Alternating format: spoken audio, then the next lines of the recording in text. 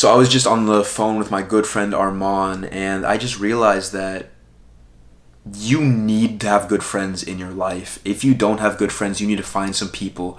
Because I just realized right then and there that the reason I've been doing decently well with all the things that I'm doing is because I have good friends and they challenge me. They challenge me every single day with every choice I make and every single thing that I'm doing. And that is so valuable because, like, if someone doesn't challenge you, like, what do they really do for you? Because if they always agree, if they're always like, yes, if they're always a yes man, what are they really doing for you? You need people, whether that's your father or your friends, to challenge you and to keep you going when you're slipping, when you don't want to keep going and when you just don't have it in you. You need those friends. And what Armand and I were talking about is that because we're both these young, driven, entrepreneurial-minded individuals who are in college, we're both juniors, we're both 21, and we don't really know right now where our life is going to go. We have big things in mind. We see big things in our future, but we don't know where it's going to go right now. And so what we were talking about, and I actually wrote some of this stuff down. That's how you know you're like friends of G, if you're like writing stuff down too while you're on the call. We wrote down this: find the thing you enjoy that others hate and become the best at it. Now, let's just take something that me and you probably like doing. We like lifting weights, right? Most people, if they had to do bicep curls for 3-4 hours in a row, would be completely bored. Like, biceps aren't something that I could do for probably 3 or 4 hours.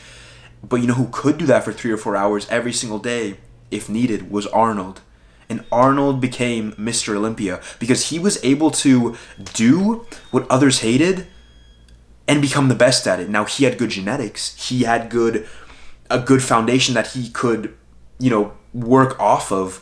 But I feel like that's exactly it. It's like putting yourself in all these situations so that when you are presented with an opportunity and you have been true, you have been grinding, you will succeed.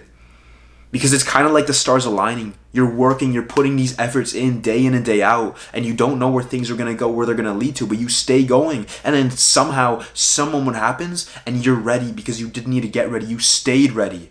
And when that moment hits, when that opportunity persists, you excel at that thing. Arnold excelled and became arguably the best bodybuilder of all time, winning numerous Mr. Olympias, Mr. Universe, all that stuff. So think about, like, what do you actually kind of enjoy that most people don't? And if you have that thing, like, how can you become better than others at it? I know for me, like, I love cameras, creativity, and I know that if I want to be the best at it, because I enjoy it, now it might not be the most enjoyable thing to watch YouTube videos and how to be better and to research other people, other creators, but that's probably what it's going to take. Because you have some gifts that you were presented with that you were just naturally born with. But if you're not willing to put in the work, why should you be rewarded for it? It's never too late. No door is closed permanently. But if you think it's too late, like it is going to be too late.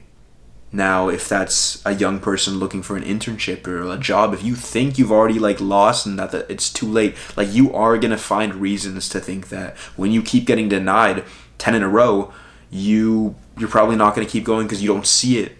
But if you're like optimistic and you actually believe in yourself, which no one does in this world, if you actually believe in the things you're doing and think you can succeed, one, you're going to be in a ballpark of your own because no one actually believes in themselves. You're going to be competing with 1 in 100 people.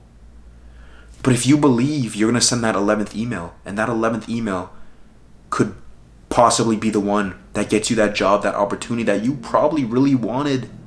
You got to put yourself in those environments and see what sticks.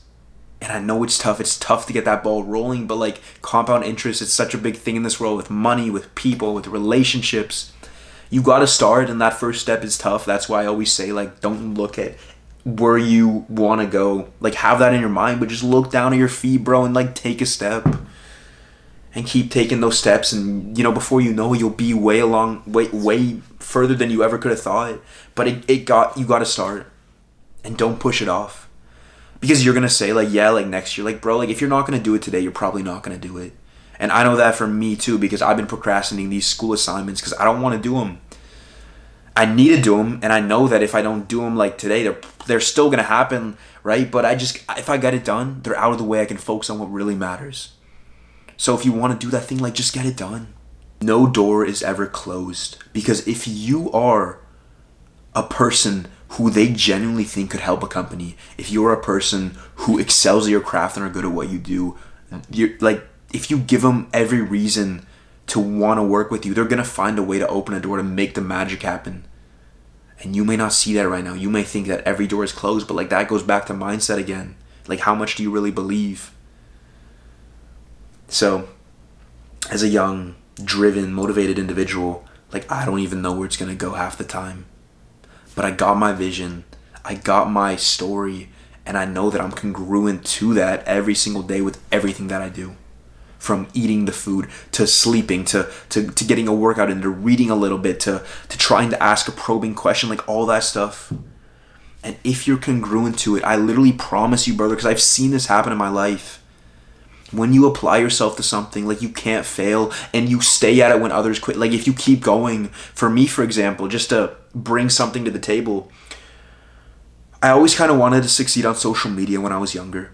I always wanted to have, like, a bit of an influence. I thought that was cool, like, all these people, these influencers, like, and maybe it's not exactly what I'm, like, loving right now, but when I was 17, I thought, like, let's make this happen. And now, what is it going to take? I had my vision. I wrote it down. I'm like, how is this actually going to happen? And I'm like, you know what? People focus usually on quality or quantity. They either focus on delivering a really good video whenever they post, or they focus on posting as much as possible. And I'm like, you know what? I'm going to do both. Now, that's tough. I remember when I was 17, finished freshman year at college, I was back home. I remember every single day my routine was this. I was working at Lifetime at the time at the gym, trying to earn some extra bread. I would literally wake up every single day at 8. And from 8 to 10, I would literally just work on producing reels. I would edit them. I would make them work. Then I would go to work at Lifetime from 11 to 7. After Lifetime at work, when I had my breaks, I was still on my phone. I was looking for ideas, for sounds, for things that I wanted to make. And then when I got done at Lifetime, I would go to the gym and I would record every workout because I wanted to have gym footage that I could incorporate into reels.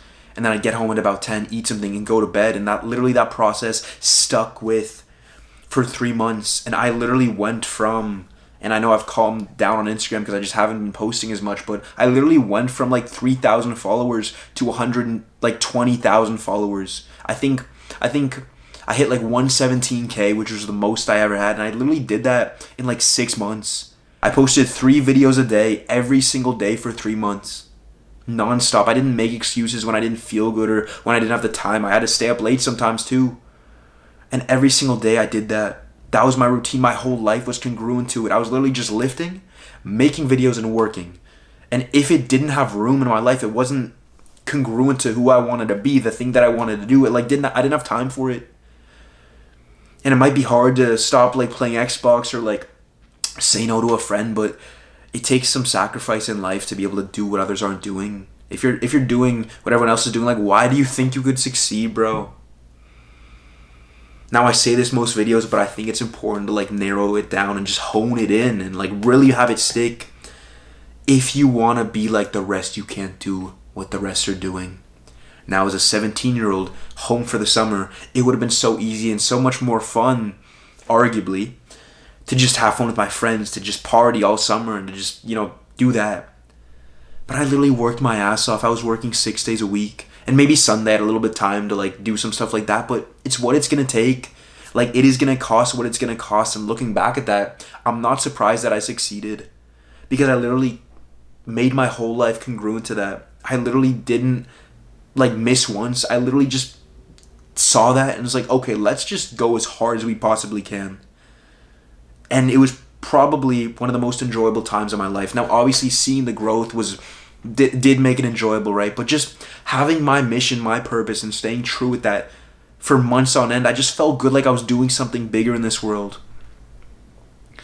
And looking back, like, that was something, as I said, like one of the most enjoyable stretches of my entire life. So no door is closed to you. Anything that you think you can, You can achieve.